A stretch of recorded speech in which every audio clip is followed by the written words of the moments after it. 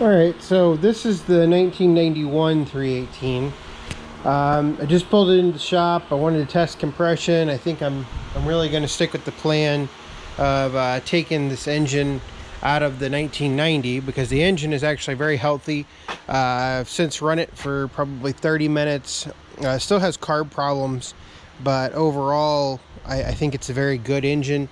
And obviously we'll clean it out, or I'll clean it out, adjust the valve lash, things like that, clean the carburetor before I put it in the 91. This engine in here, I just got done testing the compression, and the right cylinder is 110 and the left cylinder is, I want to say it's like 105. Here, let's test it again real quick.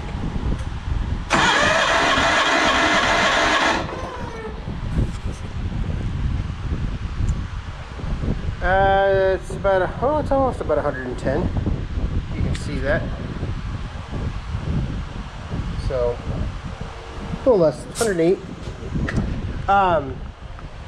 So the only problem is this engine has this, I don't know, knock in it. It's not a, I don't think it's a rod knock, but it doesn't sound pretty, whatever it is. So I think this engine just needs, I think it needs to come out, and it either needs to come apart and go down the road, or it needs to sit on a shelf and I'll rebuild it this coming winter if I have time. I think that's I really enjoy rebuilding these own ends.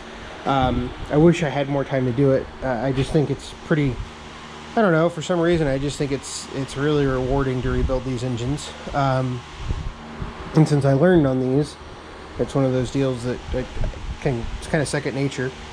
Even though it's probably not all done right according to some people. But I think I'm going to pull this engine out and set it off to the side for right now. Put it on a pallet, and then I'm going to take this engine out of this 1990, and I'll go ahead and take all the tin off, clean it up really good. Probably go ahead, and I think I have a pair of head gaskets. Go ahead, pull the heads, decarbon the heads, which I'll get to carbon here in just a minute, and kind of go from there. Just do a general workup on it. I'll check the valve lash, stuff like that. I have all those gaskets. Might need to order a few more just for good measure. So I think that's the plan, and the rest of this machine we're just going to dispose of.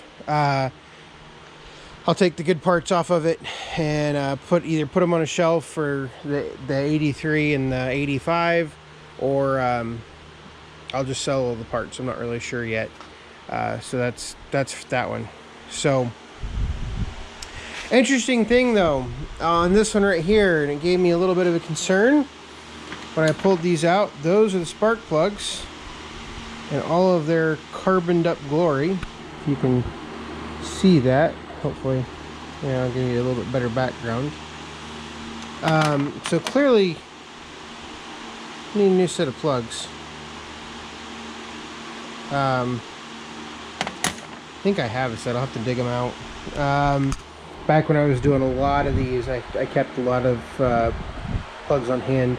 About 3 or 4 years ago, I was doing a lot of 318s, and I've since obviously moved on. But this is kind of a trip down memory lane for me. But that amount of carbon is certainly concerning. The knock on this engine is certainly concerning. So I think that this engine's just going to come apart, or at first just going to sit in the corner for a little bit, and then perhaps this winter I'll either take it apart and sell it, or that way I can inspect all the parts, or I will rebuild it and then sell it next spring as a rebuilt engine after I've tested it out. So that's the plan on this one. This frame, this 91 frame, is actually really good. The frame is nice and tight. The tires are really good. There's no leaks. There's no leaks on the transaxle or anything. So I mean, that is really, to me, that's really good. I like that. So that's one of those things that definitely getting the better of the two frames compared to, gosh, it's buggy tonight. That's why I've got the fans going. Actually, it's a really nice night, but there's so many bugs in the shop that it's hard to film. And somebody asked if I've ever had a machine with firewall foam. No, I have not. Here's my opinion on firewall foam. This is unsolicited advice. I haven't noticed any difference with or without the firewall foam.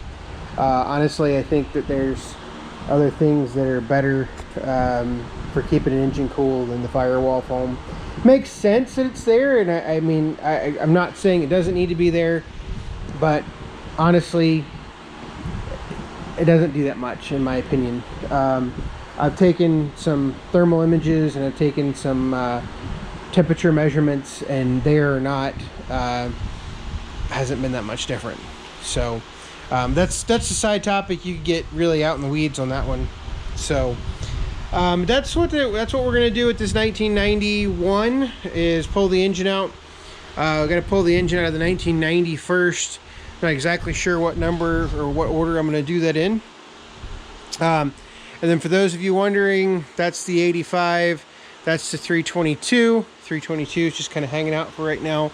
Ultimately, this winter, I'm going to take the 322 and put the 47 blower on the 322. And I might take, last November, I picked up a bagger unit and for a 46-inch deck.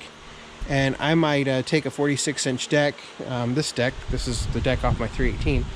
I might take this deck and put it on that 322 and hook the bagger up to it and bag a little bit with it. Just to work that Yanmar a little bit, you know, just see how it works. And then hopefully early this winter, I can get some videos of the 322 and the 47, play around with a little bit, and then let it go down the road midwinter with the blower.